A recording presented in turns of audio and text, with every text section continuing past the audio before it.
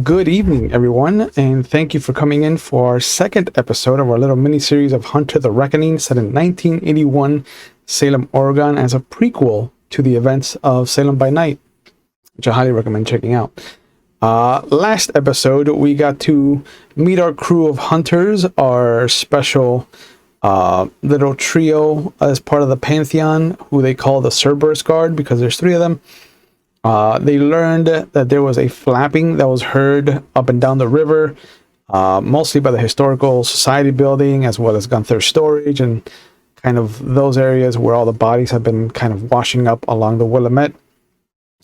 They were shown letters that were capitalized in different articles that their handler kind of believed was a message, but they haven't cracked yet.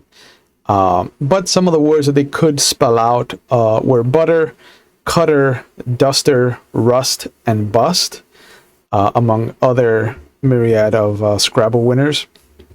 They were given the picture of Haley Reynolds and told about her possible relation to Grant Reynolds, who they heard is up and about in Portland and Seattle. They learned that there are symbols of the elements that were found on all three of the bodies that has come courtesy of one of their agents inside the coroner's office in Salem proper. We established that Rom has an untraceable van as part of his current rollout that has different accoutrement of candy, cold fast food, little leftovers that Mia has accumulated in one corner of the van, in a milk crate, no less, and no doubt. We established that the bartender at Club Haven recognizes AB from his time there. We learned that his name is Marco, and that he was also training Haley. They got to meet with a Fence, a local scumbag of the underworld variety named Kurt, who offered to introduce them to the coroner for $5,000, $1,000 for a finder's fee, and then $4,000 to kind of get the coroner off the record all to themselves. And Rom offered to come back on Wednesday with some of the money. Mia was introduced as a musical act and was allowed to do a couple of musical changes up in the DJ booth, where unfortunately she had a flashback to her time with her previous escapades and what we think is a dometer, someone that was probably grooming her for ghouldom. And we learned that he referred to her as his tiny biscuit. But Yvette Morrison invited them back on Wednesday so they can meet the other owner of the club and get a test run of Mia, since it's a kind of calmer night. And we left off with them arriving at the Salem coroner's office, and that's where we're going to pick up with you guys. Hello, boys. Hola. You pull up. And you see that there's the shape of somebody, like their head is down behind the desk, and right as you guys are getting out, Rom's pager goes off. He looks down at it. Gotta go. You gonna be okay? Yeah, I imagine you have to take the van then. Yeah. Alright, grab my shit from the van. Just like I'm not leaving that in there. Yep. I grab a snack just to put in one of my pockets. Yeah, of course. In my jacket, just in case. He holds up his hand and then drives off. And you see him heading towards the river. So he's probably going back across to the main part of town. And I imagine we work together, so I imagine we'll just meet up back in. Worst case, you know that you're going to meet up on Wednesday at some point. Yeah. But you see that as you're coming up on the doors, it's a double door. Kind of midway up is all glass, midway down is like a reinforced. And as you open the one of the doors, because the other one is locked, The head kind of pops up, and you see this kind of, not a mop, but definitely a couple of days overdue for a trim.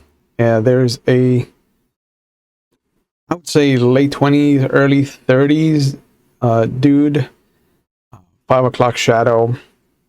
Not messy though. It looks like he's purposely kind of groomed it into what should become a beard. And as you come up on him, you see that he is literally transcribing from one file to a legal pad. And you can see kind of peeking out from behind one of the papers is the picture, the top corner of Ana Maria Perez's face. And he looks up at you as you come in. Hi. How can I help you guys? Are you here for identification? Body? Real quick, Ana Maria Perez. That's the last victim that was found, correct? That's the last victim. Well, yes, actually, we're here to actually, to identify Ana Maria Perez.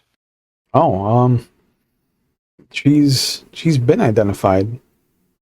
We don't need any identification on her part. And he kind of looks down and he sees the kind of face peeking up, so he just very gingerly kind of slides it underneath the paper.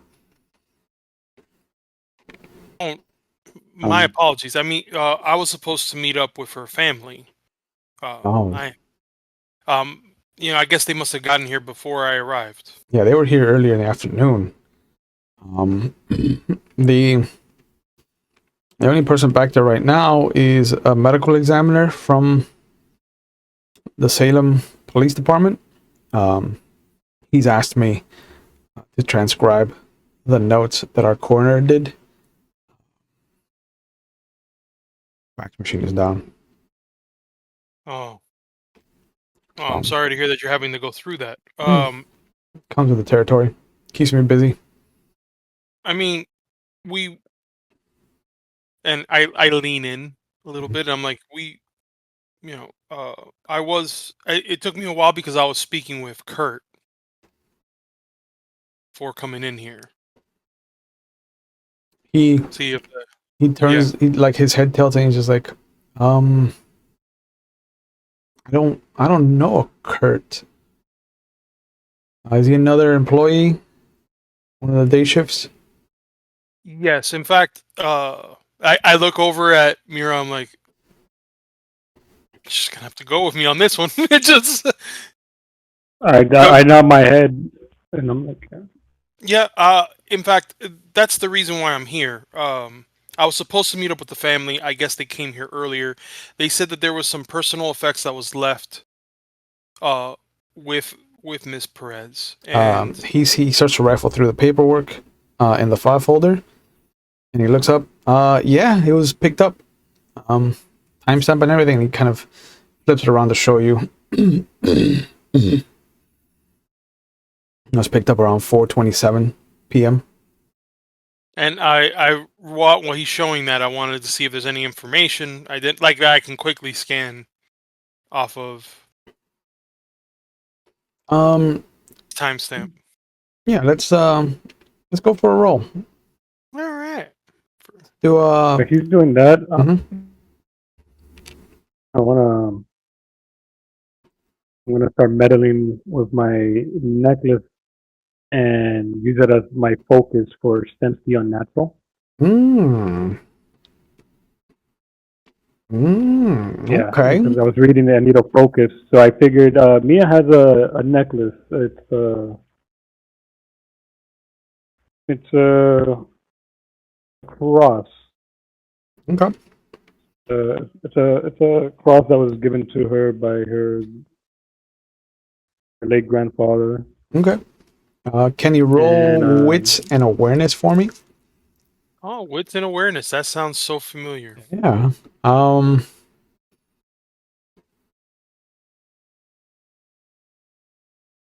This, mm, this does meet the requirements for your creed if you Mhm. wish to use the desperation dice. Sure. 1, right? There's your desperation is at 1 right now. Yes. Yep. I'll go ahead and do that. Okay. All right. So the desperation came out as a 5, Okay. So. and then 2 10s, Oh. two tens, and 8, and the rest are 4s. So 2 4s. Okay. So 5 successes. Um. There's there's a bunch of official looking like notes, everything that that is on this paper that he's showing you is all by the book stuff. Like, this is painfully by the book. There's nothing like handwritten or note taking. Like, all of this is clear line of observation, and then right underneath it, a clear line of what's it called? A reaction is the best word that I can remember at the top of my head. But it's all clinical. Hmm.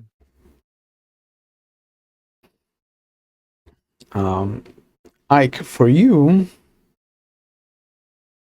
you want to sense the unnatural. That's going to be a wits and occult roll. Okay.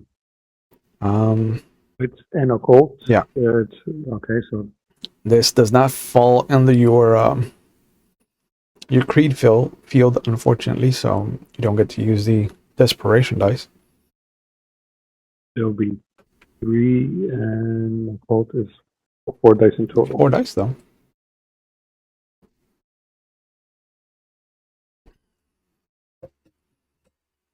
Ooh.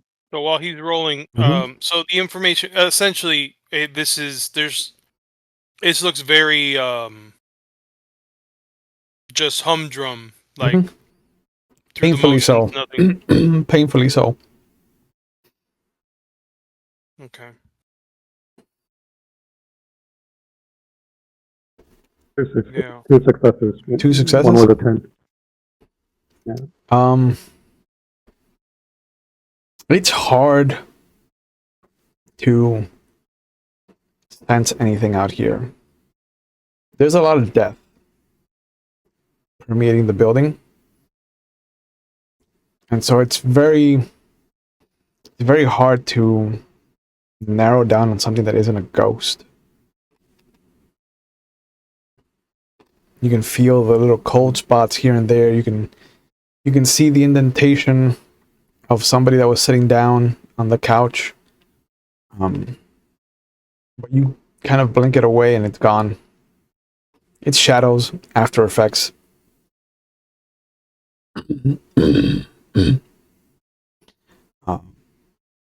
From the back, you'll hear a door open. And he'll get up immediately and kind of turn towards it. And you see a gentleman stop at the archway that leads from the front office into the back hallways where you imagine the examining rooms are. He's got a jacket folded over his arm, a vest, a button-up shirt, no tie, top button undone, slacks, and comfortable but dressy shoes. Black hair,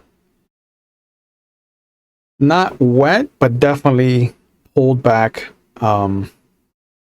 short, and just has this clean-shaven appearance that looks like he shaves every night. Like, you imagine The second a hair pops up, he's got like scissors to it, or he's got a razor blade, but definitely has this look like his face has never seen a beard hair ever. But he stops at the archway and he looks over. He's like, Mr. Hughes, thank you for your time. I've taken all the notes that I need. If you could send over that transcription once you're done, that would be fantastic. And the clerk kind of nods. Yes, sir. I was just helping these individuals. They friends of the family of the deceased. He's like, oh, he turns towards the two of you, and his face contorts into this faux concern. It's kind of mirror of what could be sadness. And when he does that, you both feel like this is one of the most genuine human beings you'll probably ever meet in your life. And he just kind of looks over at the two of you. I'm terribly sorry for your loss. She cut down in her prime, I think. Terrible, terrible loss. I couldn't agree more, and I know that we were speaking with your clerk. I actually work with the parish that her and her family are a part of, and Mm. I was supposed to meet with the family to give these post rites, before the wake, Oh, and unfortunately, not unfortunately, but it looks as though the family got there early, came here early, and I just considering, you know, being uh being pious and all, and I hold that, like, when I say that, I kind of grip my teeth a little bit. Pious. Uh, I would hope I'm here to give these rights, and if you indulge me, just for the family's sake, if I can come in just to give those rights uh, to poor sweet Miss Perez. he steps over to where the clerk is and looks through the paperwork. Hmm. I do see that this was not something that has been done yet. If you're quick about it, I'm sure that Mr. Hughes here can turn a blind eye to this. And he immediately looks up at him. He's like, "Doctor," and he's like, "No, please. I'm here. And although I'm not the main examiner of this facility, I'm more than capable of observing and making sure that there's no, how do you Americans say it, funny business as it comes to the body." Mm. Oh, of course. Please, I would be remiss if you weren't there with us, especially since you're the one that's been examining her. Uh, by the way, Ar- Arlen Bennington II. It's a pleasure. Oh, how rude of me! And he extends his hand out to you. Jonathan Colson. Sorry, I had that's an out of game look to Yeah, the storyteller. yeah. What? Cool. Okay. Yeah, cool. And I can feel that his hand is, but his hand is his hand warm or is it cold? His hand is gloved, so you can't really tell. Thank you. But he looks like it feels cold, but he's also was in the examining room where it's Yeah, below yeah, temperature. yeah. So yeah. Mia, if you don't mind, let's, as he said, Yeah, as of course. Doctor Colston said, Oh, we'll make this please. quick. You are not sick, and I am not healing you. You don't have to use titles with me. And when he says that, he smiles, and both of you melt. Oh, great. Uh, What's talking? so yeah. Mm, So yeah, we'll go into Hey. the examining room. Mhm. And you see he goes over, and it is cold in here. Like you've seen television shows where some people have like long sleeve shirts or a kind of uh, heavier doctor's coat, but coming in here like it's cold. He goes over and he slides his finger across a couple of the drawers and he opens one up and pulls her out. I hope you don't mind that I keep I can move the blanket off of her face if it helps, but I wouldn't go lower than her neck. For modesty, of course. But of course, I take out the rosary so that I can go ahead and, because I just need to get confirmation more than anything else. I want to use detection and seeing how close, because I don't know yet for sure. But since I have it out, I might as well do detection. Sure. As if and I look at Coulson, Coulson, and I'm like, forgive me for being presumptuous. You allowed me to be here, and I asked for just one more favor. Sounds menial at best, but if you could just close your eyes during this, as we give prayer. Oh, of course. And he steps back against one of the walls and he just kind of lowers his gaze. So roll intelligence and occult.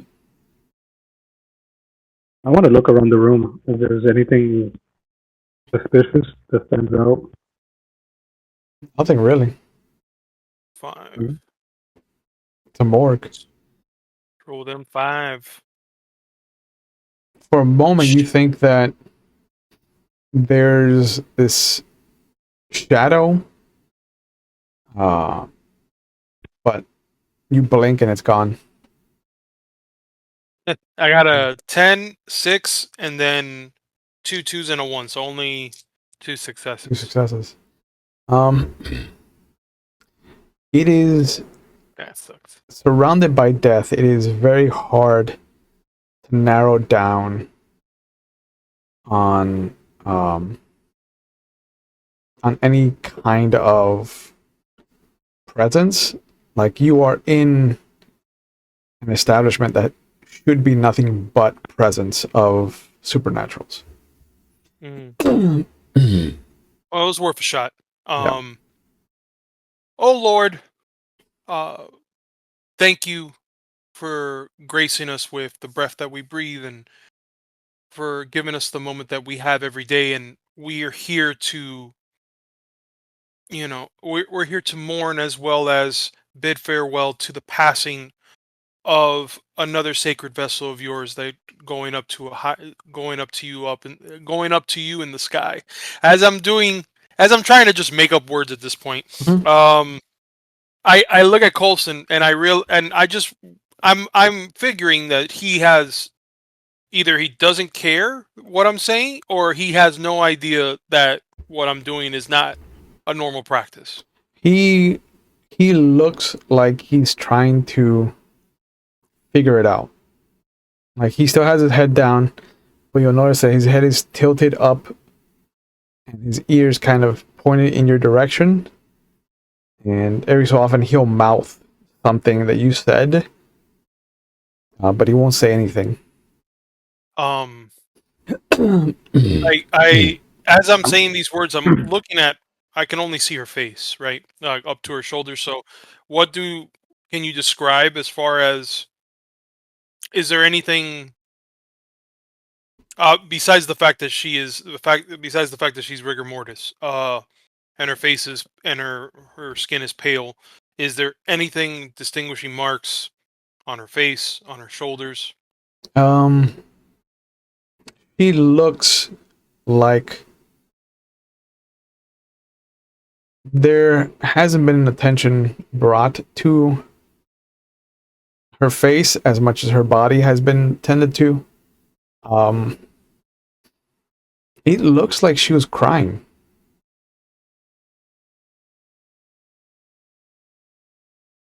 Hmm. Like there's a puffiness to her eyes. Um, there's there's a bit of the thin tracks on either side of her nose and like on the outside of her eyes where some of the frost looks like it affected her more because the skin was so moist. So, so I can assume that she was either in the water or outside Hmm. during this time. You know she wasn't in the water though because she was found against one of Right, the pylons. right. So that she was left outside for a while. So she was there for a bit. Mia, right? Mia's thinking of faking a panic attack to get John Colson out of the room. I'm sorry, what are you doing? Mia's is thinking about probably faking like a panic attack to distract John Colson to maybe escort her out of the room to give you more time with the body. I think Try it. she's looking around and she's gonna start faking a panic attack. She's gonna, Okay. and hopefully him being a doctor will escort I her out. immediately stop what I'm doing because Yeah. I'm like, oh my god, she's having a panic attack. Yeah. Make a manipulation and performance check. Manipulation. Where is okay, 2, and I don't have performance. Good. Good. So, This is a good choice for you to do. Huh? This is a good avenue for you to explore. yeah. So just I guess manipulation then. Yep. 2 dice. Nothing else. Yay! Fail me now, dice. Mm-hmm. I'm gonna see how good or how bad this roll is. Yeah. Yeah. Right, obviously. Of course. It's Okay. That's 6 and 7. Okay. That's 2. 2 Two successes. successes. Yeah. She looks like she's having a panic attack. I immediately stop what I'm doing. I go to Mia and I grab her. I hold her by the shoulders and I bring up. I go. This is, I'm like, is this for real? This is actually what I'm just saying. Like whispering in her ear. Is this for real? And you see Coulson comes up right behind AB, and he kind of looks at you. He's like, "Are you all right, young lady? Do you?" I reach out and I grab. I try to like put my arm past AB to grab Colson Oh yeah, by and his arm or his leg. he grabs your hand and puts it on his, and he puts his hand on your shoulder. He goes, You're gonna be okay. Please, if just take a breath and no, I immediately, can't. immediately, I can't be here. Immediately, you take a breath. I can't be here. Me like so you're flailing. So I imagine Mia's flailing around. No, she stops immediately. The second he's like, take a breath, you see her stop, and she takes a breath, and he goes, calm down, take a moment, have a seat, and you do. You take a moment, you go, you sit down, and the moment's passed. So when I do that, I'm getting up off the floor. Mm-hmm. But what I want to do is grab a hold of the table that Miss Perez is on, Mm-hmm. and accidentally pull the sheet as I'm pulling my weight up, which would cause the sheet to come off. Yeah. And me fall to the floor in this case. Okay. So you're gonna have a snap moment of seeing her top part of her body. So make a wits and awareness roll to see if you can notice anything. Yep. But yeah, I'm trying. Yeah, Coulson comes over. Yeah. He sits like he stands next to you, like he's holding your hand in his. And he's just like very gently patting the back of your head and kind of sliding it back. And there's a moment where you think back to New York. And you've seen this behavior before. You look up at him, and he has this aura of helpful, of caring. He wants to help you in any way he can, and you want to be helped. And he just kind of smiles. There. All better now, yes? You're good. Taking a deep breath sometimes and just stopping. Here. Hey, Take the night. Sleep it off. Tomorrow you won't remember a thing.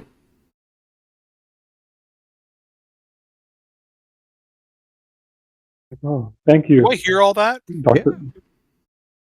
But he's directing it to me. Yeah. Cool. Very All right. caring. Very caring. Very.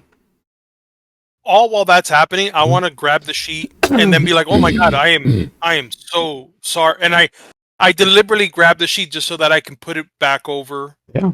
body, just to give myself a little more time to see. Sure. And of course, I'll if I got to, I'll hold my breaths and make red in the face, showing the embarrassment. What do what I have to do in order to pull that off. What'd you get on your roll? Oh, I got 3 7s, a 6, and a 2. Okay. Nice. Just like it was explained to you, the moment that you pull down the sheet from her neck and you see the top part of her body, there are symbols that have been painted on her body. Like, they've taken great pain to wash it away, but you can still see the outline of where the dried blood kind of encrusted itself onto her skin. And it does look like the symbol that you were told was drawn on her. But nothing else, right? No, it's just a lot of the same symbol over and over again. Copy that. And Colson Alright. comes over to you, kind of puts his hand on your shoulder. Are you all right? Do you? Maybe we've had enough excitement for one night. And he slides her back into the drawer. Yep. Yeah, it's this. I had, it's a old sports injury, if you will. This knee gives out every so often. I'll tell you what. Same thing. Just go home, get some No, rest. no worries, no worries. I'm just saying. No. He just kind of pats you again, kind of squeezes your shoulder. I'm sure you'll feel much better tomorrow. I bet I will. Yes. And you're like, I'm gonna feel better tomorrow. Yeah. Son of a bitch. All right. Thank you so much for your time. You have a great night. Of course. I'll see you out. Mr. Paulson. And he walks you all the way back out to the front. Thank you, Dr. Colson again. And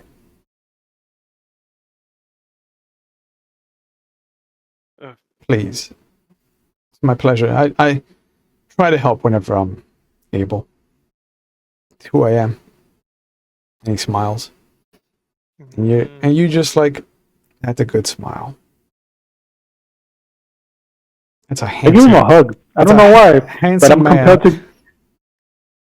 He hugs you I'm back. compelled to give him a hug. He hugs you I back. don't know why. I give him a hug. And it's not like a familial hug, but it's pretty close. It's like if he was your brother, this would feel great to you.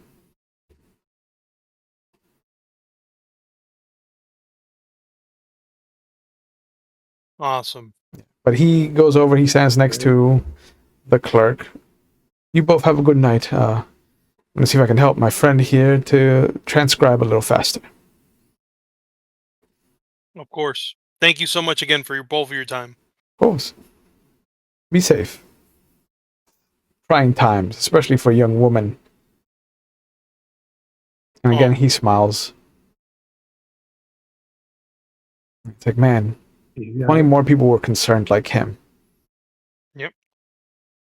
The power of awe. Power of presence. Yep. Are we out? Yeah, we out. Yeah, if you leave, you leave. Yeah, we're out. Yeah, we got. And I guess hell by was all then, that? like, What the hell was all that? what the fuck? Wait, did I just do what I just did? Did I hug him? Yeah, you did. So Why? I What? next time, Oh, man. next time you're gonna fake a heart, or a panic attack. How about you give me a heads up? It wouldn't be real. It wouldn't be so believable then. AB, come on. Okay. See, Now I know for I next had, time, I guess.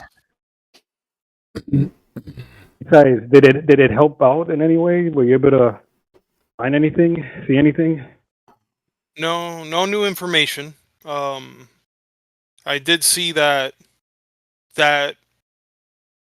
symbol was placed all over her body. Um, Other than what was already told to us, there's nothing much else that I saw that would benefit us. So,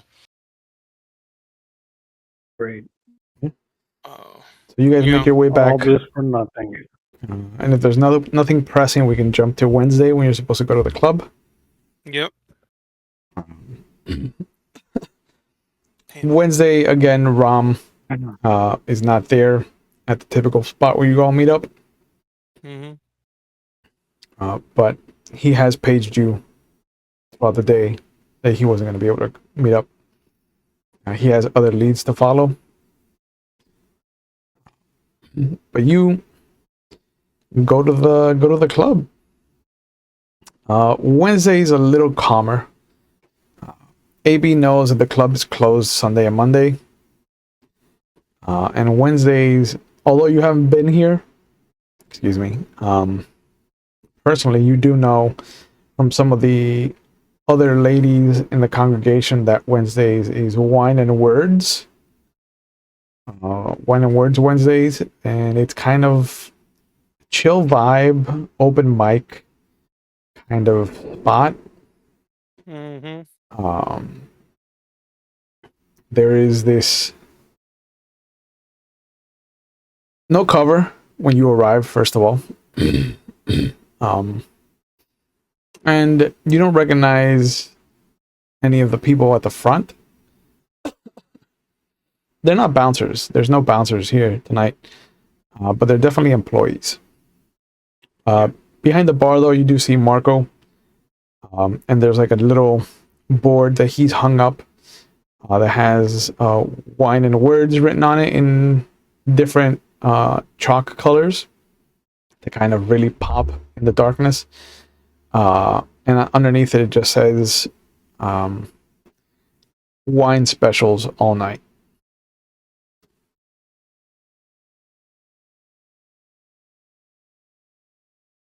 There is Wine and words. there is a DJ that kind of has a low setting to the music, kind of in the background, and you see that there is this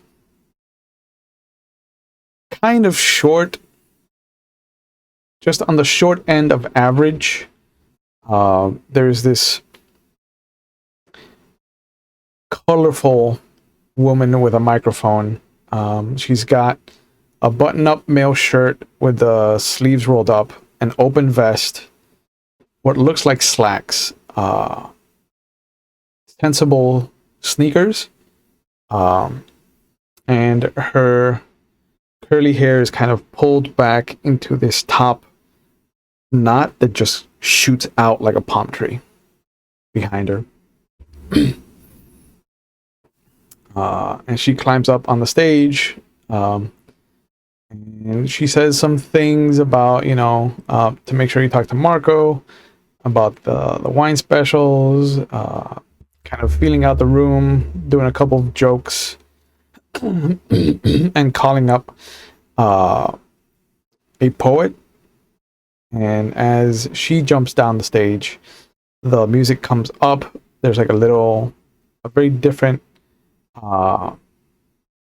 what's it called, like musical number, from what was playing originally, and it jumps into "Ring My Bell" by Anita Ward. But she comes down and you see that she puts her microphone into her back pocket. The DJ hands a different microphone to the poet, and he starts to introduce himself. She comes over to the two of you. Are you two performing? I haven't seen your faces here before. Are you new? You part of the scene?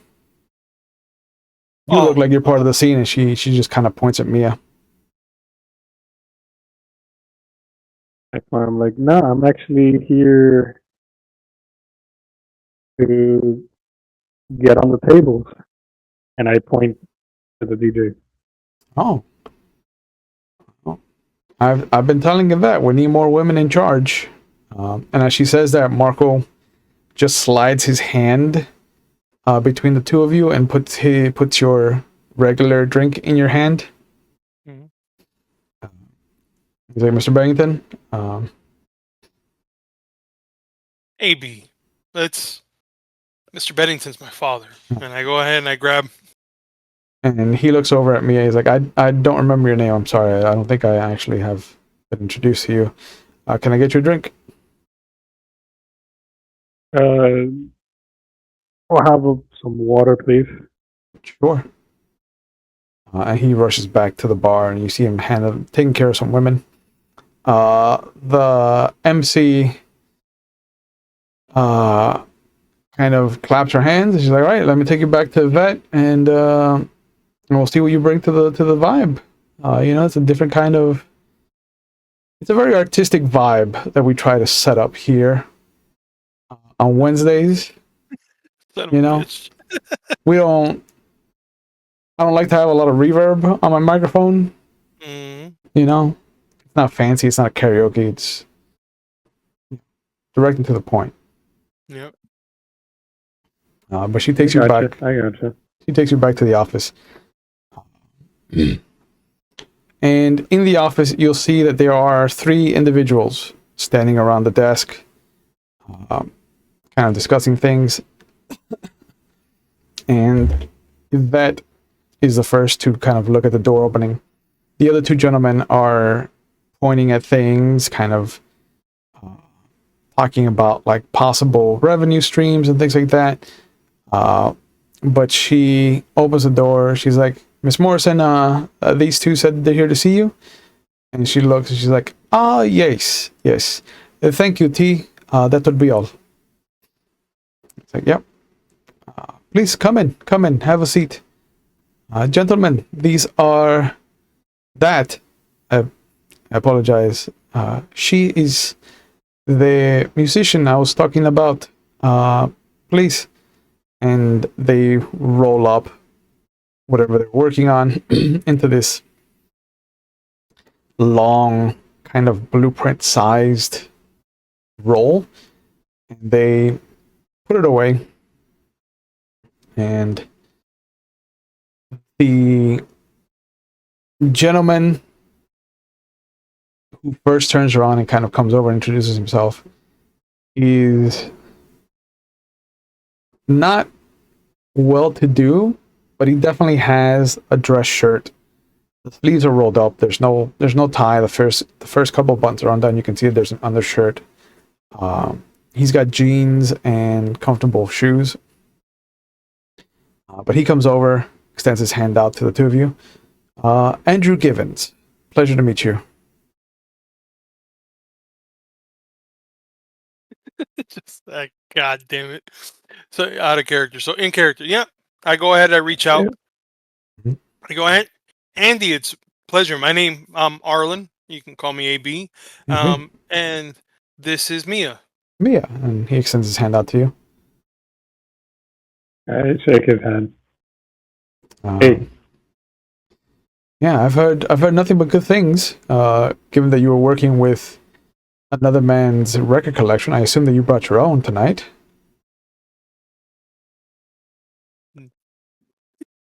I start creaking my neck very slowly. At Mia, I'm like, we can assume competence and say that you brought some stuff with you. Yeah. Yeah. Yeah. The gentleman, and he points over to the other gentleman who sits down in the chair. And he looks like he's lived in a storm. He's got like the Edward James Olmos kind of like cratering happening around his face. Definitely looks a little sickly. Like he's always been a frail man. It looks like he's never known what it's like to be AB or a healthy specimen of a man. But Andrew points to him and he's like, that is our silent partner, but he's also the majority owner of Haven. This is Mr. Marcucci. He looks over. He's like, "Hey, nice to meet you. I heard you come from. From the home territory. Which borough? Home territory? BK, and you know it. Oh, long way from home, doll. Yeah, tell me about it. It's all right, you know. You come out here for business or pleasure? You know, a little bit of both, a little bit of this, a little bit of that. He looks over at Yvette. I think I'm gonna like this girl. Good eye, good eye. And you see that they go over and Yvette and Andrew go both stand behind the desk, one on either side of him. And Yvette looks over at you and she's like, so this is, so that you are aware, this is a test run. Yes? We will let you go until midnight. We'll give you $100 for your time. Does this seem fair to you? I look at AB. I'm like asking if that's okay. Like, I mean, it's just after 8. It's 4 hours of work, $25 an hour. Yeah. $25? I mean, 19. That's 25 back in 1981 money, boy. Yeah, that's what I'm saying. 1981. Yeah, That's $100. Yeah. I'm like, yeah, that sounds good. Excellent. Gentlemen, if you don't mind, I will take Mia and her associate outside. And Marcucci is the one that stands up and he's like, yeah, let's all go on a field trip. I want to hear what this nice young lady has to provide as far as music is concerned. And as he comes around, he like looks at you. You're not a disco queen, are you?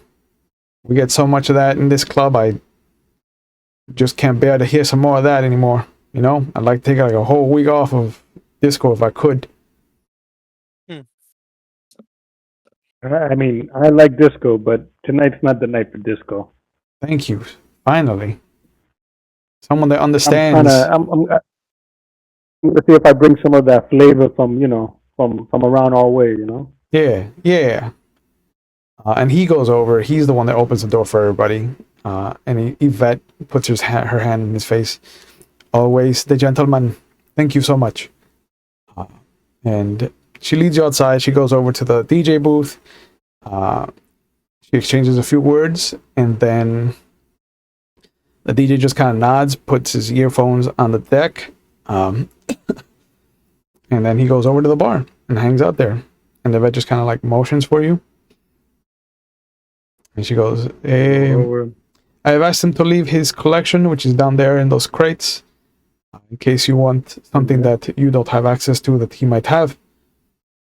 If you need anything, I'll be right by the side there. Thank you. Of course.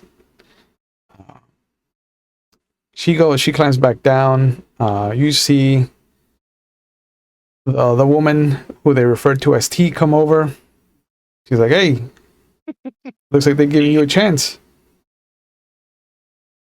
Yeah, it's exciting. Very exciting over here. Is AB up in the booth too, or? Oh no, AB's gonna be down. Actually, I'm gonna be with Yvette. Okay. so I'll be there. Yeah. But yeah, it'll just be. Yeah, I don't. I think it'll be. I think that'll be kind of weird. No, I would rather be there with the music. Yeah, listening to the music than being up there. Mhm. That way, I can actually scan the room. Okay. So she looks over the two of you. So how does this work? Is it the two of you playing music at the same time, or is he just a muscle? Or Oh, no, I'm just the manager. I brought her over. I introduced her. a manager? Oh, girl, you are moving up in the world, huh? And she kind of laughs. That's Big Apple vibes. I mean, Yeah. I'm a glorified manager. I mean, she's, I like, and they would know who I am, right? They would have at least seen me around enough. Yeah, the staff knows who you are. You've never been here on a Wednesday, so T doesn't know who you are.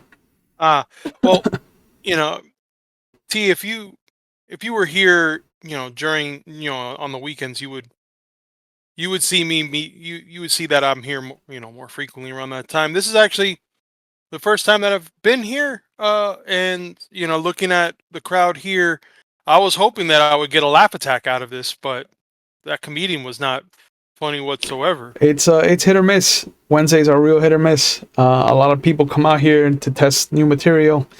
The Fridays and Saturdays are where you're gonna get like the comedians that actually have tested material that actually works. Oh, like Marco Silverstein, yeah, that guy. That guy. Yeah. But she's like, all right. So the way I do it, I let you play whatever you want in between acts. But coming on and going off, I would prefer if you do something different. And if you want, I can come over and tell you a couple of like words for people that I know. If that'll help you kind of pick out the right song for them. Some people are picky and they want a particular song. But I nod my head. I'm like, yeah. I can handle them if sure. they get uppity. Don't worry. I'm good. I'm good. But yeah, that would help too as well. Right. I brought some of my stuff. I'll go through his stuff as well. See if there's anything. I'll feel the room. All right. Yeah. All right. You've got some time. I'm not gonna bring up the next performer for at least a few minutes. He's kind of a dick, so he can wait. Copy. All right. I'm gonna go mingle, and she goes immediately and just starts kind of talking to people. After a bit, you will see another comedian come up. Not bomb, but not good. And after an hour, you see that Andrew goes over and stands by the stairway going upstairs, which has been roped off. There's nobody. Everybody's kind of like hanging out on the first floor. Nobody's up on the second floor. And you'll see one of the employees open the door and hold it open as Coulson comes in, but he's followed by what looks to be this salt of the earth kind of, not old, but definitely middle-aged black gentleman. Same kind of vibe. He's got the work shirt, the dress shirt, the kind of sleeves rolled up though. He doesn't have the vest. He has slacks. He has comfortable shoes, and he has this toothpick sticking out of his mouth. And he comes in, and he turns back, and he kind of starts talking to the bouncer. And you see the whole time the employee, not the bouncer, like he's holding the door open until a few exchanges go by, and then you see the black man kind of just laugh and put his hand on his shoulder and just kind of like pat him once or twice. And you see the guy kind of like really pick up. Like he smiles, he shakes his hand, and then he looks down, and he says some stuff, and the black man's like holds up his hand, and they both come over, and you see them say something to Andrew, and all three of them go upstairs. Yeah, that's not a coincidence that Coulson just happens to be chummy in this place. I mean, not with Andrew Givens, at least. Yeah. So they went upstairs to Yvette's office then. No, Yvette's office. The main office is on the first floor in the back hallway. The hallway opposite the front door is L-shaped, and on the left you'll see the men's room and the women's room. On the right you'll see a door marked office or storage, rather, and then going and hooking the L will take you to where the office is.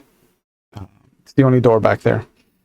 Yvette is still kind of by the stage, and you've lost sight of Marcucci. Yeah, what I mean is, so they went towards back to her office. They didn't go up. They went upstairs. They went upstairs. Andrew Givens, John Coulson, and the black gentleman went upstairs. So, and which is roped off. I would know that the upstairs would be just a private area. Yeah. If it's roped off, that means there's nobody up there. Okay, so that was where, that's the heaven part. There's a moment too where you both see John Coulson, and you know him from somewhere. Just don't know where. You just don't know where. He's familiar. Yep. You have this feeling of him being the nicest person in the world, but you just don't know why you have this feeling. Yeah. Okay, that of course. That was my next question. So okay, cool. Yeah. Yeah. So we really don't remember him. Yeah, so, dominate is such a powerful discipline when you're dealing with mortals. Yeah, like there's no role. It's just it happens. No role. It happened. An unprepared human is just a clean canvas. Copy. So since it's Wednesday, Marco's there. Yep. That means that Haley wouldn't be there then. No. You can ask him about her. Actually, yeah, I'll do that before I talk to Yvette. Okay. He looks at your cup, sees that you still got a little bit. No, wait. Bam. I just finish that off. I polish that off just so you can go ahead and... Oh, no. I would have waited. I don't want to hurry you. I know that you're good for it. But he goes through the motions of pouring you another one. Yeah. I'm surprised that you don't got the newbie here, considering that this is a little slower. Yeah, she's got connections with the right people, and he kind of turns and looks over like straight at Yvette. So she gets to work the busy nights and make money. Gotcha. I mean, you must be thrilled about that too. I mean, money's money, but a lot of these, and he kind of gestures to the audience, they're housewives. They're here for a couple of glasses of vino and to feel alive again, but they don't tip. They're out here with their husband's money, and they try to pocket a lot of it. So, and I don't hate them for it. I know the scam. It's just, I know that working Wednesdays is not lucrative. I got you. Well, let me ask you then. Does Vet do this a lot? Bringing in people like, I don't want to say bringing in people like this, but to this, I imagine this is not the first time she uses her influence to bring in certain people. The problem is that, from what I heard, and I'm not a gossip monger. From what I heard, it wasn't her call. Uh, there's been some interesting tension. It's almost you can almost taste it when you're in the room with certain people. Mm. Um, so I know that if it was up to her, Haley would be here tonight, and I would not. I could be at home practicing with my band, being productive. But otherwise, you know, So if it's not Yvette's call, then I imagine it's I I imagine it's Mr. Believe it's Marcucci. yeah, yeah. The New Yorker. I've this is the first time I hear about him. Usually, I thought to be honest, I thought Yvette was the sole owner of this place. If that's the face, she's the one that people deal with. Mr. Gibbons is the owner on paper Mm-hmm. because he's a man, and he's a shrewd businessman, from what I understand. Um, this isn't his first rodeo. He's got a flower shop over in the main part of town, not too far from that place. I tried to get a job there, but uh, the owners are kind of a hick, kind of a little bit on the redneck side. Mm. I think it's called the Albatross. Yeah, I really didn't like it that much, to be honest. If I had to choose It's a between hole in there the and wall, but yeah. people go there. It's right next to the university, so they get a different crowd there. Well, if it was up to me, I think this place would be here for a very, very long time. I hope so. This place kind of needs a livelier establishment. Like before this, we had to drive up to Salem town to the Red Eye, and that's a fucking slog. Unsavory characters there, I imagine. Oh yeah, the only reason to go up to the Red Eye is a Friday night sweat T-shirt contest. You Yeah, put wet T-shirts on top of a bull, and that's a recipe for success right there. I wonder who came up with that. He points upstairs. Colson, John Colson did that. So, so he, so, Colson. No, that again. That name tickles me Mhm. for whatever reason. I don't know why. Yeah, I go that. Why would I know that name? I say that out loud. yeah, he's prolific around here. He's got a couple of investments. He's part owner at Gunther's. Um, he's part owner of the record store. He gets around. I don't think he's the owner of the Red Eye, but I know that he's the manager. He's the one that really got the ball rolling up there. Because before it used to just be a country bar. Real. We want to talk about unsavory. That was unsavory. Yeah,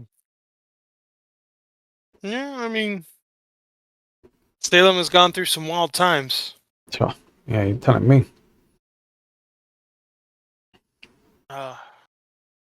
But yeah. I mean, I go ahead and I slip another $1 of tip, and I cheers with the glass, and I start heading over to Yvette. Yep. While this conversation's happening, T comes over, and she hops up and goes up over on the DJ booth. Sorry. I'm not good with names. So until the 5th or 6th time that we get to hang out, I'm gonna ask you what your name is. Don't hate me for that. No, it's okay. I know the feeling. I don't remember names either. Sorry. Well, you can't forget my name. My name is a letter of the alphabet.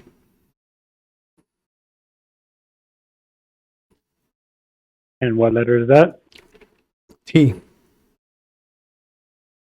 T. That's why everybody calls me Gotcha. T. T.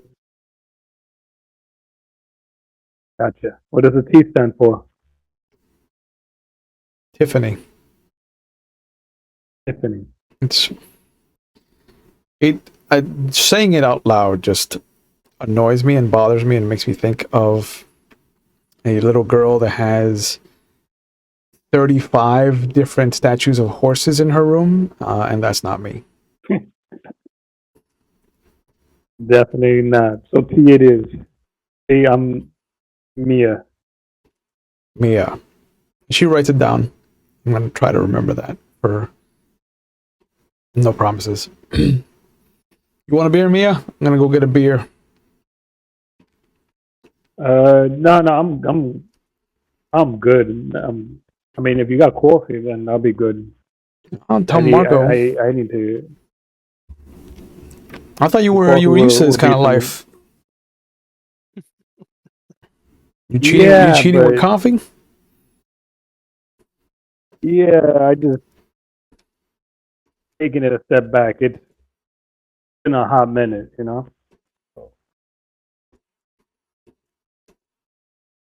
Been a hot minute since I've been in that scene. So Okay.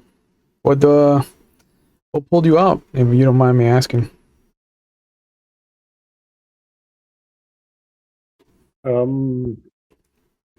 it's time for a change. Time for a change. Just I decided to follow the path of the records, pretty much. Always time for a change, switching up the songs, you know. And on that note, I switch to another song. She leans back. That's smooth. That's smooth. That's a good transition. You're chasing music. You should have gone down to Los Angeles. You know, San Fran. You're a little farther north than you should be. Yeah, I also wanted to ease myself in, you know. It's New York can be kind of crazy, hectic, very fast. Yeah. You know, not for nothing. This place is kind of like Apesville over here. I hadn't noticed. And she laughs. City. Listen, as long as you have plans to leave, because I don't know what it is about this place, but once you let Salem's gravity pulls you in, it's like fucking magnets, man. You gotta fight to. Is that what happened? Is that what happened to you? Kind of. But something tells me you're not from around here. Oh no, I'm from Los Angeles. Like I could have grown up to be a valley girl and twirl my hair if I wanted to, and surf the day away, but I don't want to live that life, and I would probably wake up vomiting every day if I did. Yeah, I can just imagine because, like I tell you, like I'm digging your fashion too, you know. So I can definitely tell you're not from around here. No. It helps to have a roommate with an eye for fashion. You know, she's the one that could have been a dressmaker or a tailor or something fancy. She's got an eye for style.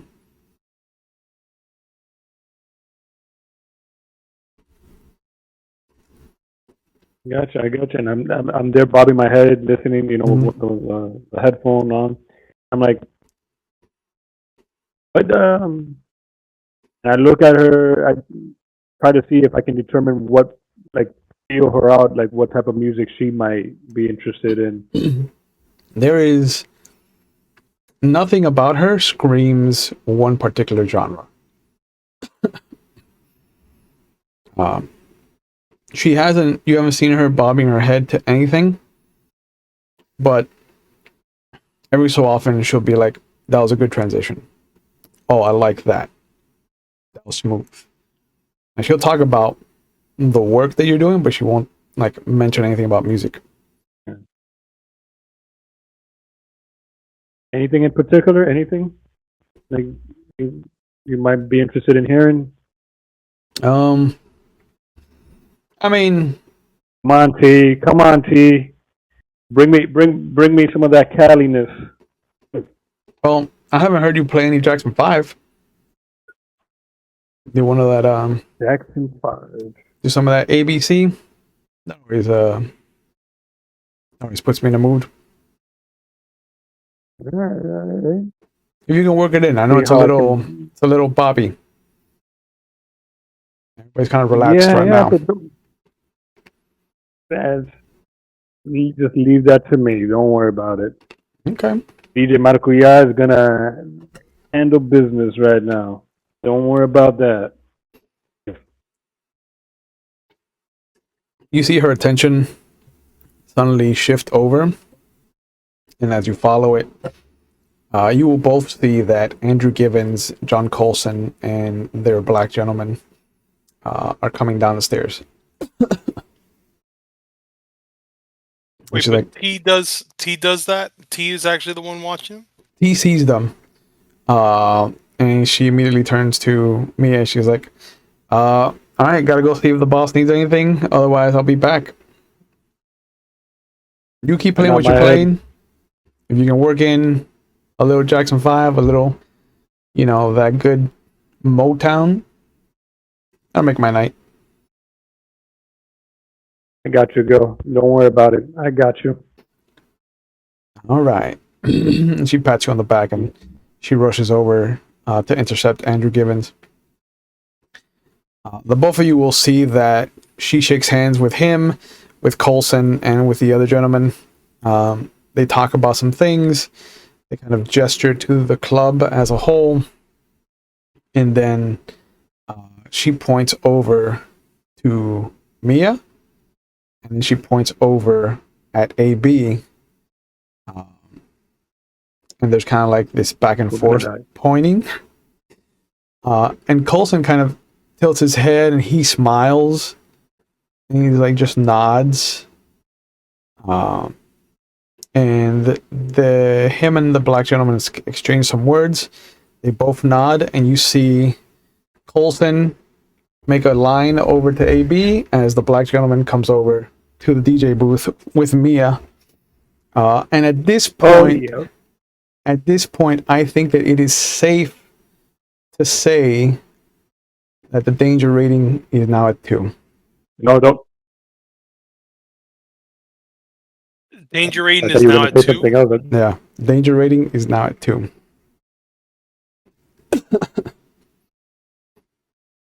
Yeah, because Colson is like, hey, what are you doing here? Mm-hmm.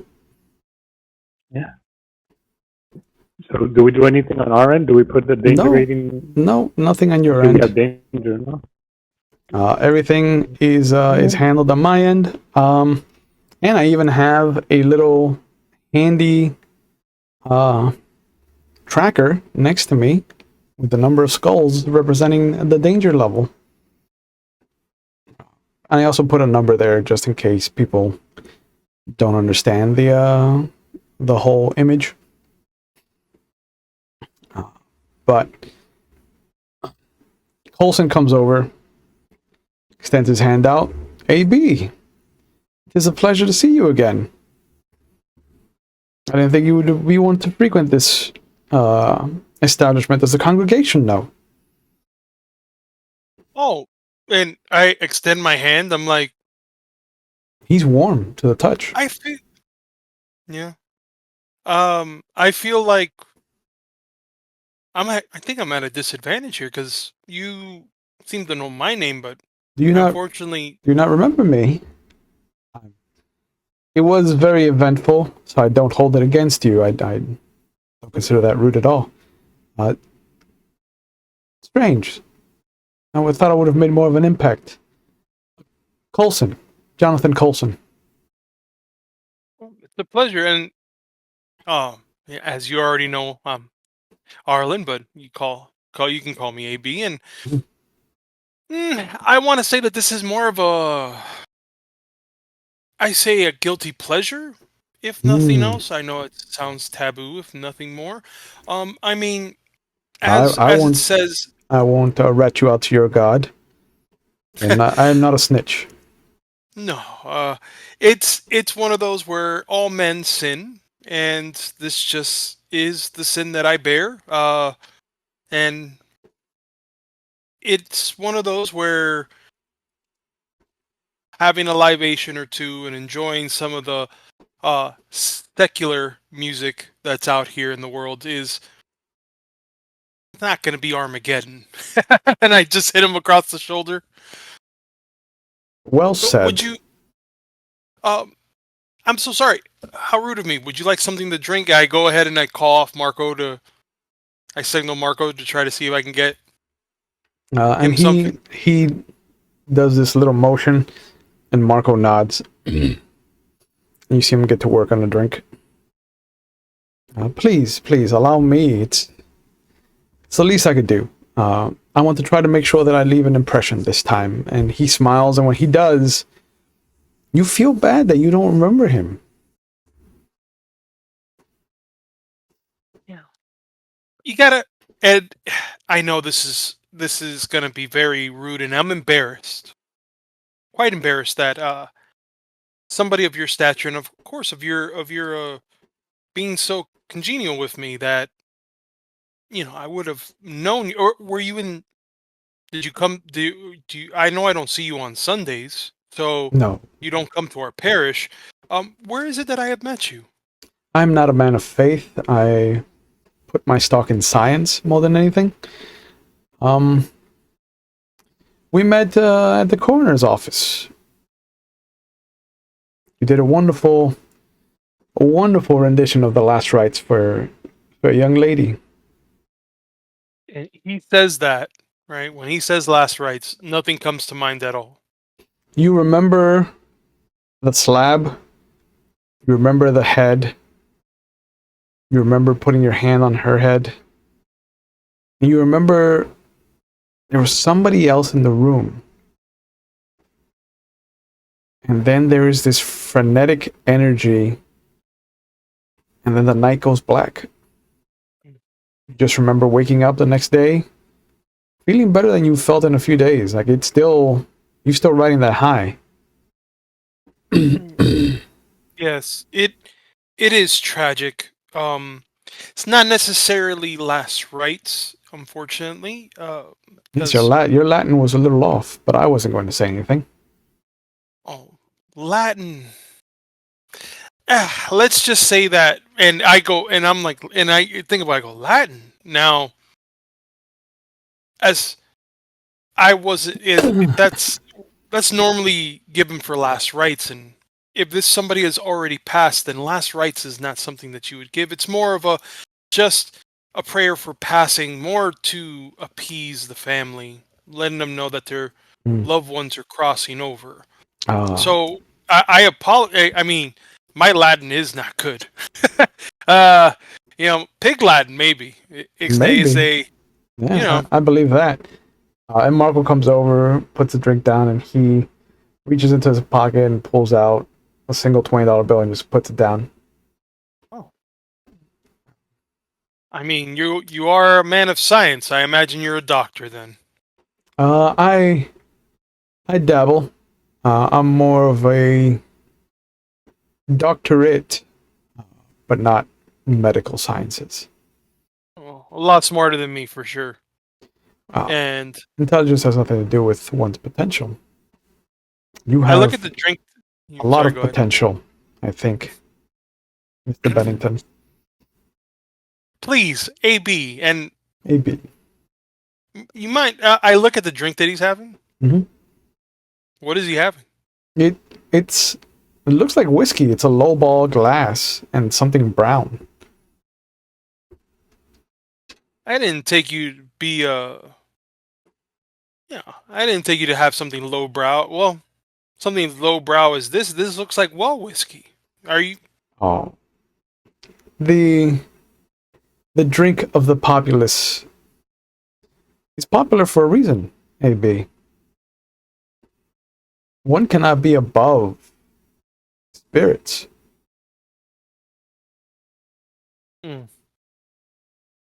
Spoken like a true doctor. And he holds up his glass. He is like, to the spirits, then. To the spirits and to those that have passed on. And he takes the full content like a shot. Puts the glass down. And you see him slide a folded 10 under the glass and just kind of slide it over. Ah, that's that good burn. That'll make you feel alive. AB, let me go make sure that my friend is not bothering your friend. I heard that you're her manager. Manager is a strong word. I met her. I wanted her to bring to the right people, and what better place than Haven? This is becoming one of the pins on the map of West Salem, I think. The go-to place. And he leans in and he's just like, it's a lot closer than Salem Town, I'll tell you that. I take it it's better than the Red Eye. Ah. Have you been? Smells like wet fur. Still trying to get that smell out. Wet fur. Are you allowed? I didn't realize that the bars in Salem Town allow dogs. Oh, that was before. We recently acquired it just about a year ago. It's been a tough conversion. It seems like they used to allow a lot of family pets, and that scent lingers for a while. Yeah, I can imagine. Yeah.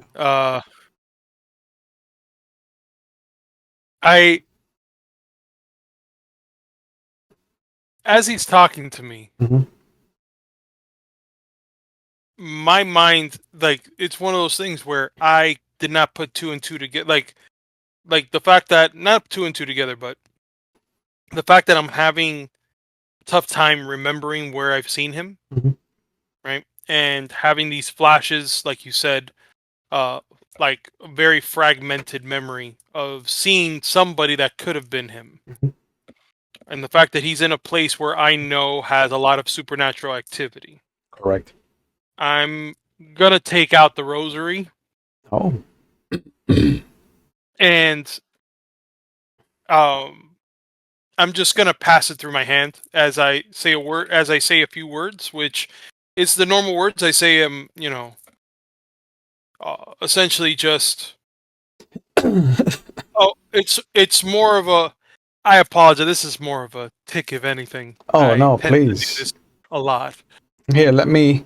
And you see him kind of step, so he's blocking Yvette from seeing you. And he smiles and he's like, don't let her see you with that. She collects those. I learn something new every day. And I go ahead and I want to detect to see if I immediately feel it in front of my face. Intelligence and occult. Yep. Gonna be your role. Yep. Yeah, man. Can't wait to see just how many successes you get. Yeah, so it's 2 9s, 2 7s, and the rest. Oh, 1 1 and the rest, and 2. So wait, 9 9 7 7 2 1. Yeah, 5. Okay. So 4 successes. 4 successes. Yeah, you sense about the cone in front of you. If you're looking at Right, Coulson, the cone that I have it directly, which includes Coulson in front of me. yeah, there is a presence right in front of you, and there are at least 3 more in this cone. in this cone. And the cone, have I by In using the this enough? space, like if you sit there and you concentrate and you stretch it out to the space, with your 4 successes, you can narrow it down to about 8. Well, no, I know that it's crazy fucking Yeah. supernatural here. Mhm. What I'm trying to do is do the opposite, is narrow this focus using that cone. Mhm. And with the amount of successes, I can already assume Coulson is one. I'm Yep. already taking that. That's There's the nobody else others that next to are you. in. Huh? There's nobody else There's next to nobody else you. next to me. Exactly. So everybody else that's in this cone, who would that include in this cone that I'm using? If it's if I could decipher that. It's Yvette, it's Andrew Givens, and it's the black gentleman talking to Mia. It's every fucking great. Cool. Yep. And speaking I'm gonna of, die. we switch over. We switch now. The camera hard cuts. And we see, Switching dead partners. yeah, we see the black gentleman. He's a little shorter than the average. You know, he's like maybe 5'6", 5'7", pushing it. He looks like he might have been muscular at some point, but he's kind of not let himself go, but he definitely hasn't been as active as he should be. And he comes up and he hands you a business card. Mia, yeah? I'm like, I just nod my head and I glance over the business card to see, like, you know. It's a business card for the Red Eye Lounge. That's it. No name, nothing. No name, just a phone number and an address.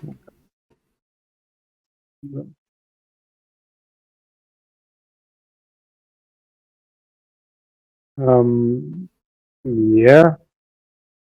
Just he's holding it out to you. I heard you got a good taste for I music. grab it and put it. I could use somebody like you. Yeah. All Want right. to make some money? Who's you and where are you gonna use me at? Wow.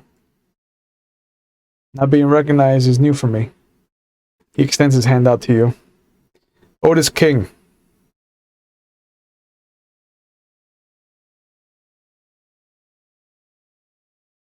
Hello, Otis King. Mm-hmm. Like Martin Luther, but less famous.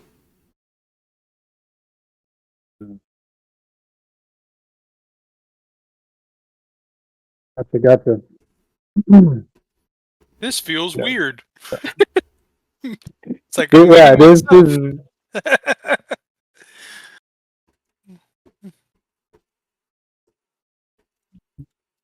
I've been listening to what you've been laying down, and you could use some more jazz. But not bad. Like who? Anybody in particular? Oh, you got anybody? I looked through my stash. I should have probably some Ellington, some Coltrane, maybe some Monk. Yeah, if you hold up Coltrane, he immediately grabs that. May I? Yes, sure. This brings back memories. Yeah, could you work this into a transition? I want to see what you can do with it. Sure, I got that. I got some Jackson 5 that I'm gonna work myself into. Not a problem. He smiles when you say Jackson 5, and he looks over at T, who's right now like talking to a table full of ladies.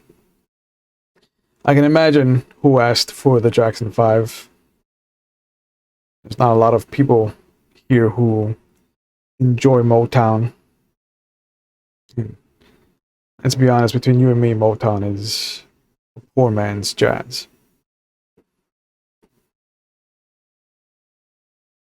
So I take it strictly just jazz. No, I have. Like I'm not really making eye contact. I'm like trying to be busy. It's not like how I was with T more interactive, face to face, still working him. I'm just like like oh. But he pats you on the shoulder. If you call, we can make it worth your while. I know it's a little bit of a drive, but Yvette says you're new in town and you could use a job. And I truly do appreciate that. he reaches into his pocket and he pulls out a folded bill and he just kind of puts it in the middle of the turntable of the double deck. You know, I like helping people of color. I'll see you around, Mia. Gotcha. Coltrane, right? Coltrane. If you can do it. And he steps down and steps over to Andrew Givens. If you unfold the bill, it's $50.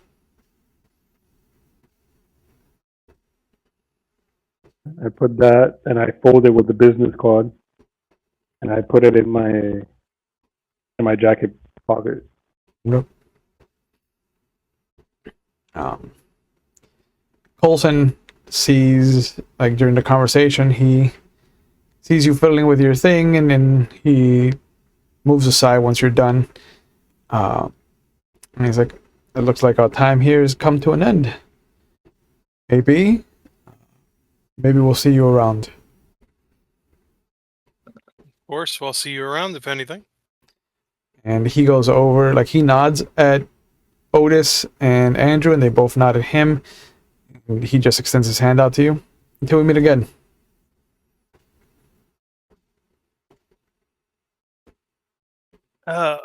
Mia's still performing or still on the booth? Yeah, she's working. I'm gonna go to Marco. I'm gonna be like, "Hey, Marco, I want you another just, drink." You just leaving John Coulson hanging? Oh, sorry. Well, no, I thought I was saying. I thought I said bye. Yes, I apologize. I stretch out my hand. I go, "Until we meet again, good sir." Yeah, and you see again they go over to the front door. Again, Otis just kind of starts chatting up the door guy.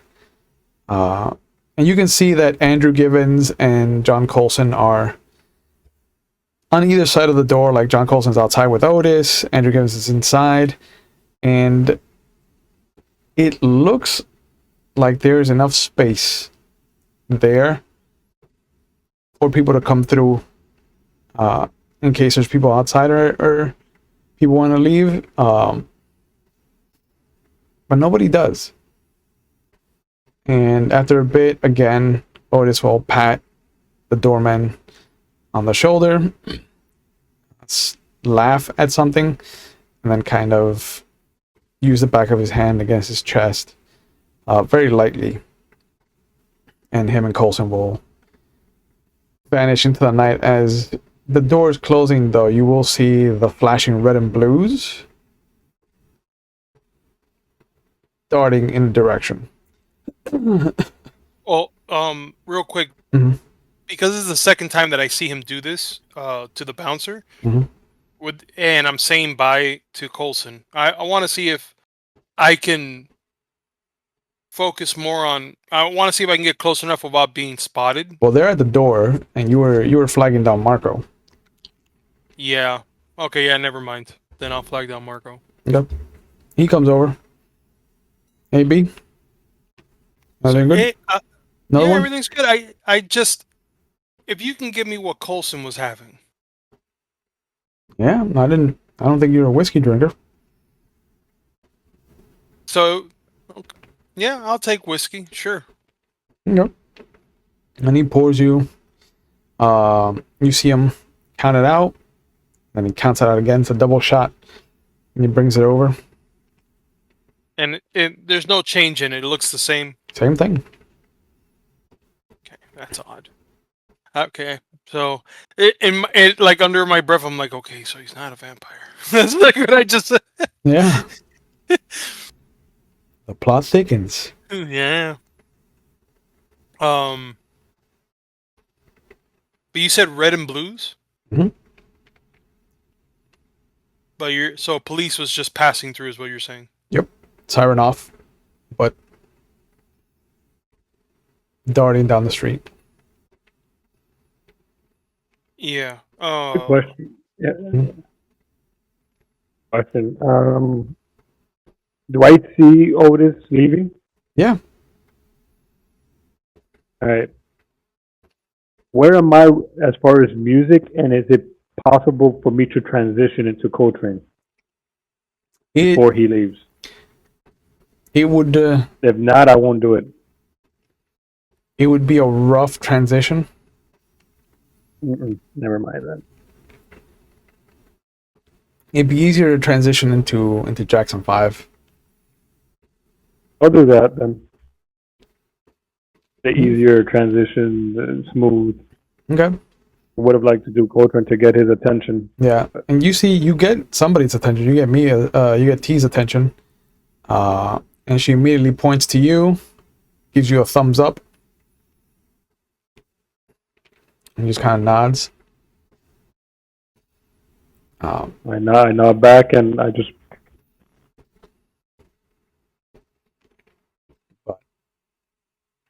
They leave. Andrew Givens comes back over to Yvette. They talk about some stuff, and then Andrew makes his way down the back alley into back hallway into the office. And Yvette comes up. You have made an impression, I think, Miss Mia. Thank you. I hope everybody was just having a great time tonight. That's all. What does your availability look like? Vibing. When do you need me next? We could use you Tuesdays through Thursdays.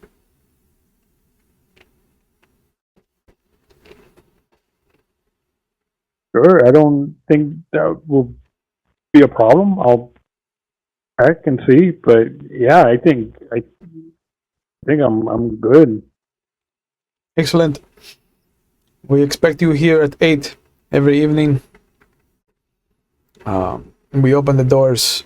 We expect you here by 7. We open the doors at 8. And we try to close before 2 in those days. So it's not terrible. Gotcha. We can offer you $200 a night.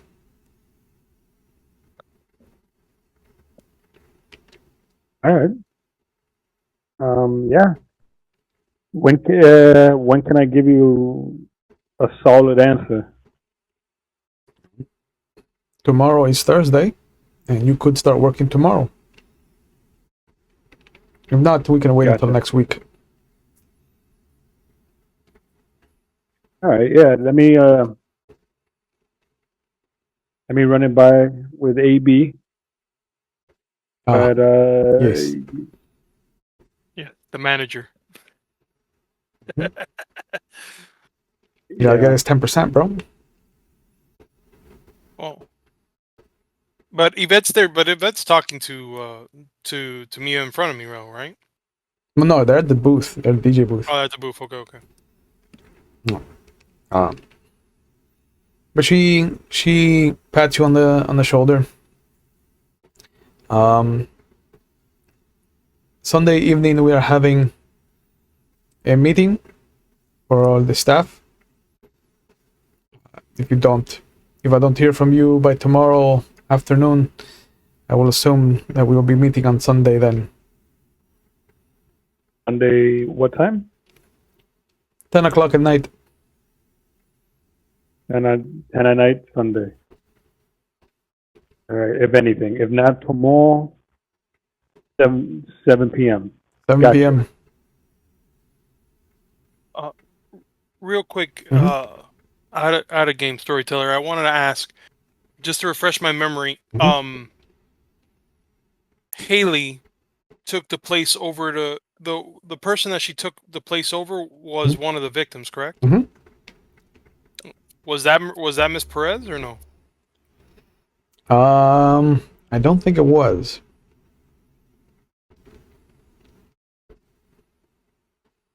What's wrong when you need him with his notes? Mhm. Um, Yeah, because the idea of me wanting to talk, because I want to talk to a vet just to get probably a little of information out of her. mhm.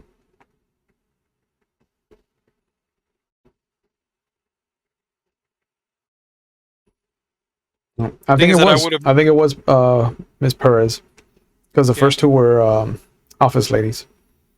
yeah. So I want to be able to, um, while Mia's finishing on her set, I wanted to be able to see about talking to a vet a little bit before we head out. Sure.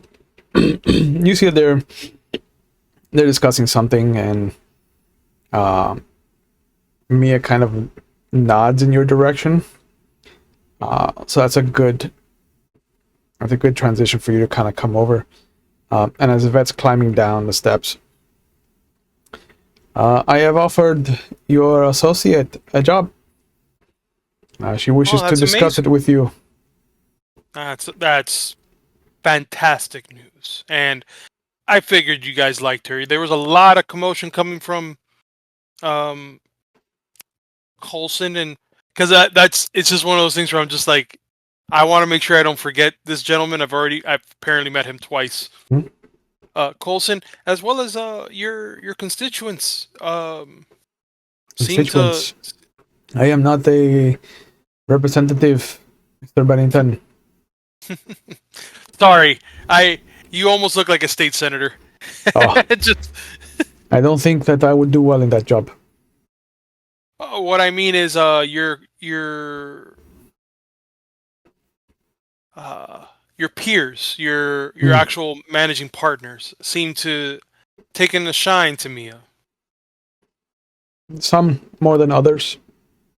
Hmm.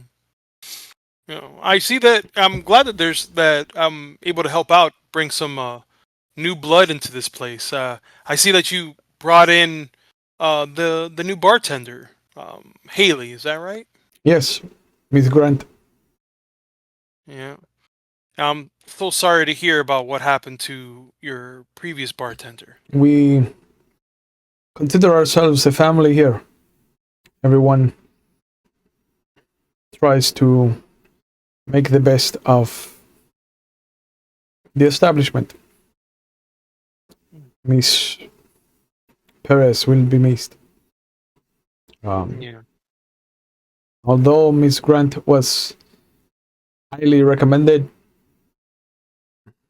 uh, she is no substitute for the energy that we had before.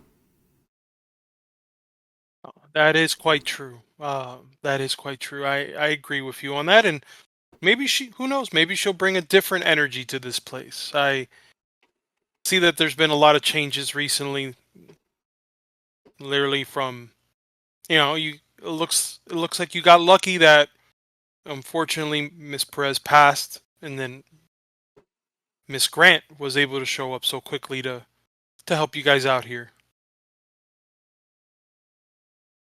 One could say that. If you will excuse me, I must check in with my constituents. No, my business partners. Yeah, of course, of course. Uh, and she puts her hand on your face, Oh no. and it's warm. I look forward to a positive answer from your protege. Protege. Of course. Okay. She walks towards the hallway to her office. Yeah, like my hand was patted on the revolver that's on the back, that's underneath my shirt. I'm just like, this. It was a warm hand. I know, but I know from from the rosary, this has already been like, yo, this is none of this. This is Yeah. this place. Yeah. So yeah, That's cool. I'm at this point. I'm just waiting by the booth just so that when she's done, so we can get the hell out of here. Yeah. Midnight comes and the other DJ comes over, takes over as they kind of wind down the rest of the night. Yvette comes over, hands you $100 bill. Go to work. Thank you. Have a good night to the two of you. You too. Hopefully, we will see you tomorrow. Yeah. Hopefully, if not Sunday. And she reaches out and grabs the sides of your face.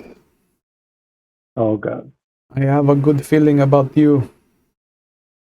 We could use your energy in this family, Mia.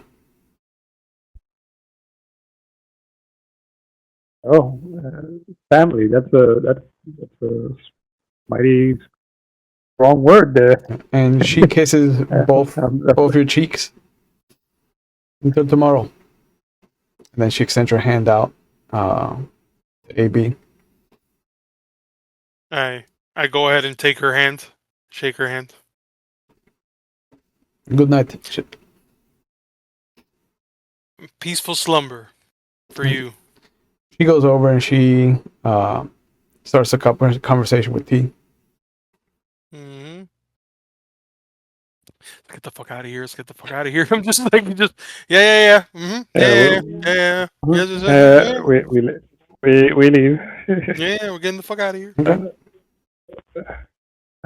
No. We'll talk. We'll talk in the car. Talk in the car. Yeah. Yeah. So you pack up the records and you start driving. Where are you heading? It's already midnight. Yeah, it's about 12:30 by the time you're done talking and packing up everything. Okay. First we get in the car. Mm-hmm. From the moment that I get into the car, from the moment we step out and we get into the car, I'm looking actively to see if anything, like as far as a person passing by, person stopping, looking, like in other words, something out of the ordinary. There's a moment where you see something move in one of those kind of not chain link, but those kind of like open trash cans on the side of the street. And you see a raccoon just kind of scurry up and out and just down the street. I'm just gonna start the car and drive off at this point. I'm just like, never mind. Yep. I'm heading to the church where we have the bunker. So Okay. in the middle of all that, I go, all right. So yeah. So this place is. As you drive into an open. Yeah, as you drive into an open area, you'll see that there's a helicopter over by the bridge. And what do we see at the bridge as we're driving? You're too far away to see the bridge itself, but you can see that there's a helicopter with a spotlight on the bridge.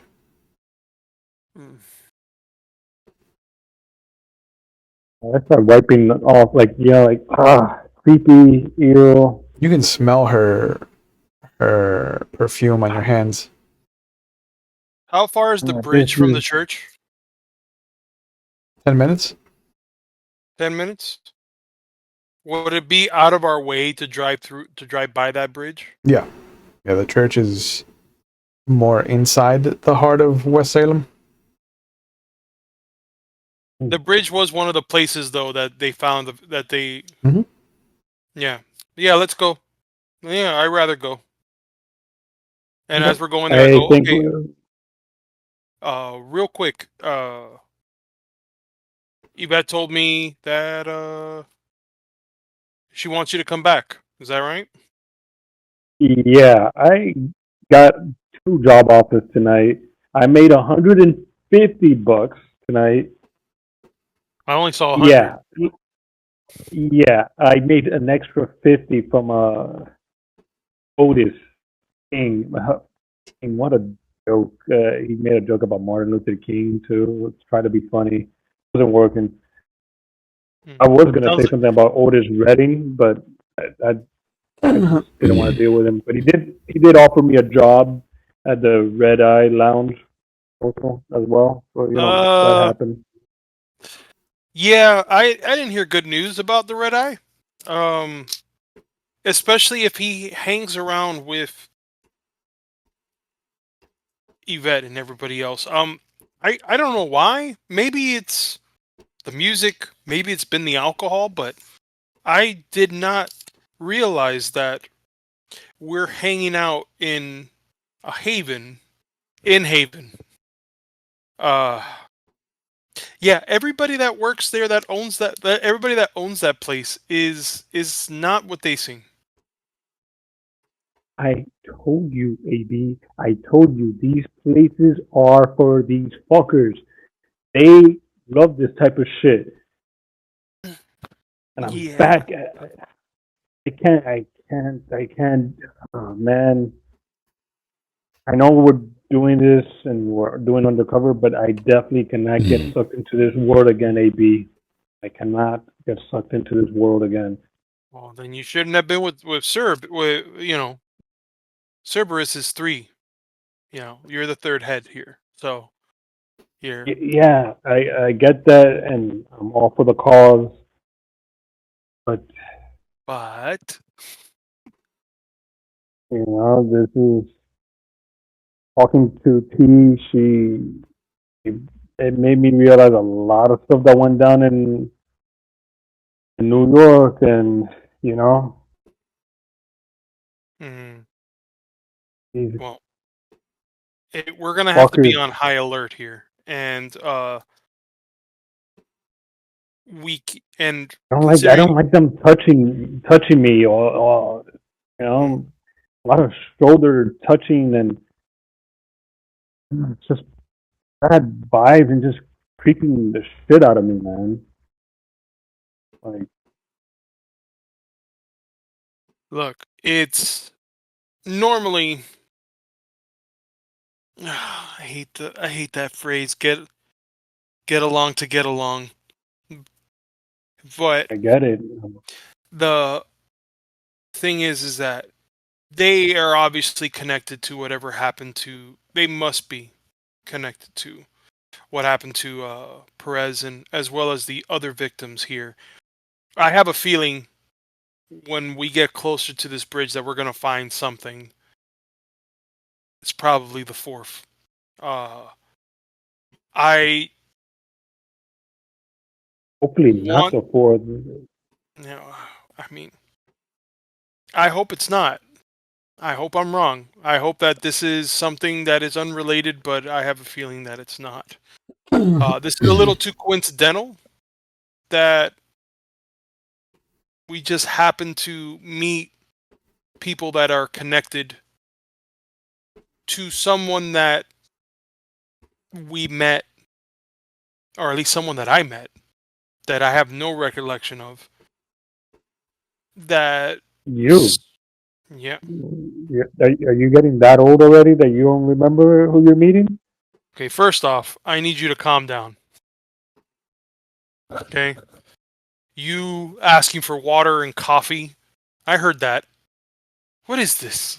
Yeah. Are you 20 going on 55? Anyway. Uh, like I said, I'm not trying to get sucked back into that scene. It got me Mhm. into a lot of trouble back in the days.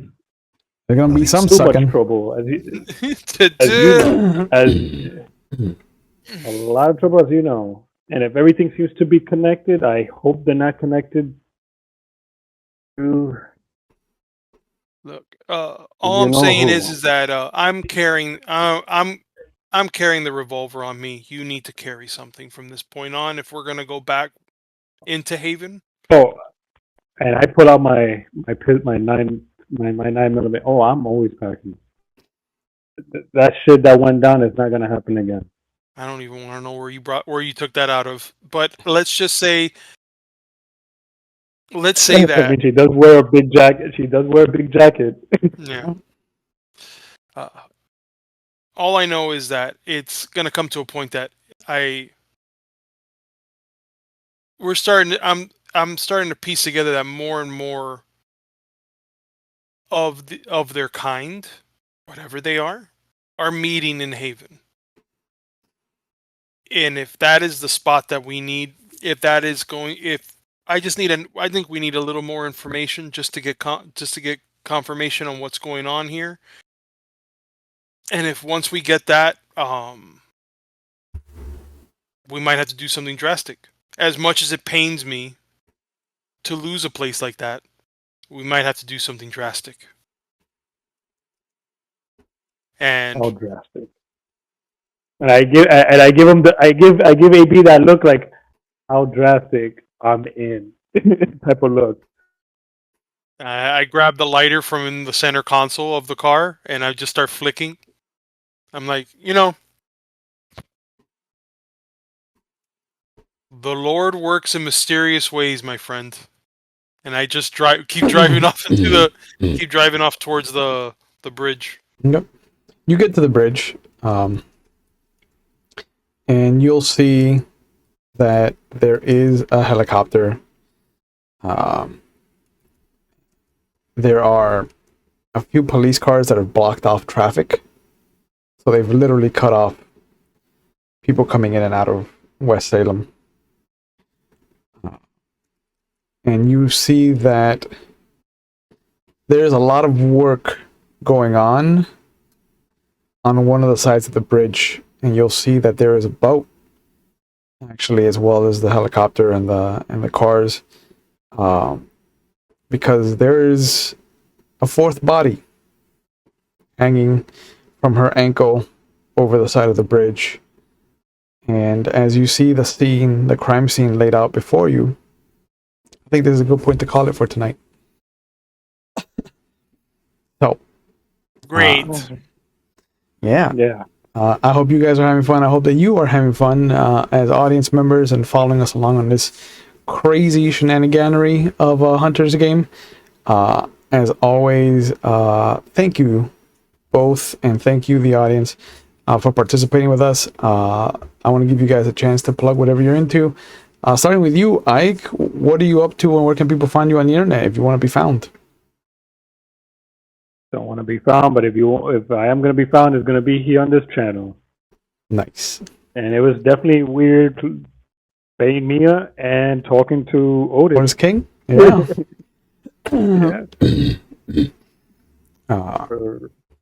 I did not remember the mentality for Otis. It's been that long, so I hope I did all right. You made him shorter than what I had made him to be. I wanted him to be like, he was a big dude, 6 feet, but I guess times have been rough. Times this is a bad year for Otis, if I remember his history correctly. For the viewers, he might have been stooping down a little bit low. Mm-hmm. For you that don't know, Otis King is one of my other characters. Yeah, so, the original. It was weird. Kenny, what are you up to? Where can people find you on the internet if you want to be found? Well, you can find me on the socials, Mr. _ with the underscore in between each word. You can also find my nerdy shenanigans on TikTok under Crit or Die. Bears Love Gaming. If you're interested in music and you like having the alternative type vibe of rock, alternative rock style, you can listen to the band that I'm in. It's called Black Cat. We're actually on Spotify. You can find that there. Nice. With the title track Black Cat on there. And also, I just want to give a quick shout out to my parents that watch this. That's true. Mom and Dad, thank you so much. Yeah, that is by far the most diehard fans that I have, which is I very odd because I know that they're listening to this and they're still trying to figure out what the hell's going on, but appreciate them nonetheless. Perfect. A little bit of Kenny, housekeeping. Black Cat. How do you? Black Cat, BLACK, and Cat. You can try to type Black Cat Miami. You could probably find it that way too. Okay. Cool.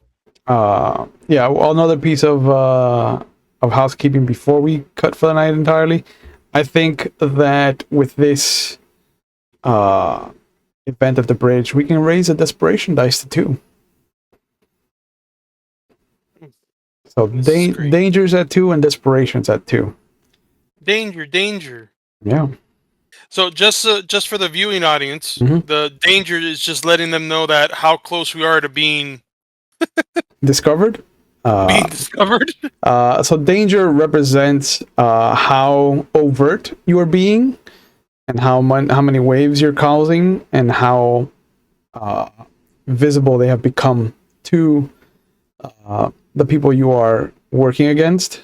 The higher the danger, the more they will try to become as active against you as you have become against them. So right now they're just like, these people are hanging around too much. By danger 5, they will kill a contact of yours, or an ally, or Or us. Great. I mean, yeah. We're gonna die. That would have been funny that we don't survive this episode, and next week's episode, It's just Brom. Donald's the only one. Yeah. He shows up. He's like, "What happened to the other 2?" Okay. It's just you. This is you. Play ghosts. Yeah. Play ghosts is fun. But please, as dark as this game has gotten, please make sure that you're taking care of yourselves. Please know that we take mental health on the channel very seriously. It is okay to not be okay. And if you need help, there are phone numbers going up right now in our Twitch chat. They'll be in the description box when you're watching this on YouTube. And just know that that first step might be the most terrifying, but once you take that step, the rest is putting one foot in front of the other. And walking, all it is controlled falling. It's like Douglas Adams, his theory on how to fly. The secret to flying is to just throw yourself at the ground and miss. It's beautiful and simple. If you don't do well with phone calls or text messages, you can also try findthehelpline.com. It's a link that'll help you find resources in the area nearest you, especially if you're not in the United States. There's a worldwide resource. So as always, thank you guys for being here. Thank you for indulging us in our shenanigans and our storytelling. And we will see you when we see you. And have a good night, everybody. Bye. ABC.